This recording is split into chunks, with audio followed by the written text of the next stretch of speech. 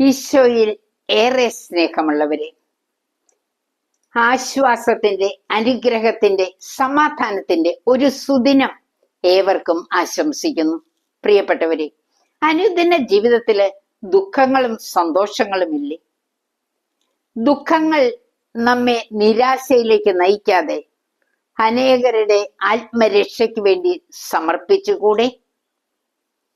കൽക്കട്ട തെരുവിൽ അനേകർക്ക് വേണ്ടി ജീവൻ ഹോമിച്ച ഒരു മദർ തെരേസ, മൊളോക്കോ ദ്വീപിൽ കുഷ്ഠരോഗികൾക്ക് വേണ്ടി ജീവൻ സമർപ്പിച്ച ഫാദർ ഡാമിയൻ, സഹനത്തിന്റെ തീച്ചൂളയിൽ അനേകരുടെ രക്ഷ സാധിച്ച ഭരണജ്ഞാനത്തെ അൽഫോൻസാമ്മ, എല്ലാം ജീവിക്കുന്ന സാക്ഷ്യങ്ങളാണ്. യേശുവിന്റെ തിരുഹൃദയത്തിൽ നിന്ന് ചോര ചിന്തിയത് നിങ്ങളെയും എന്നെയും രക്ഷിക്കാനല്ലേ? പ്രിയപ്പെട്ടവരെ, നമ്മുടെ ജീവിതം അപരന് നന്മ ചെയ്യുന്നതാക്കാൻ നമുക്ക് കഴിയണം. അത് കൃപയിൽ നിന്ന് നമുക്ക് സാധിക്കുന്നതാണ്. ഈ കൃപ എങ്ങനെ സ്വന്തമാക്കാം? പ്രാർത്ഥനയിലൂടെ, വചന വായനയിലൂടെ, കൗദാശിക ജീവിതത്തിലൂടെ. ഇതൊക്കെ നമ്മൾ നന്മയിലേക്ക് നയിക്കുന്ന ചാലക ശക്തികളാണ്, സ്രോതസ്സുകളാണ്.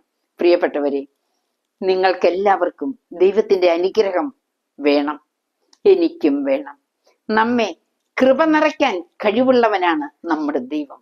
ആ ദൈവത്തിന്റെ കരം പിടിച്ച് ധീരതയോടെ മുന്നേറാം.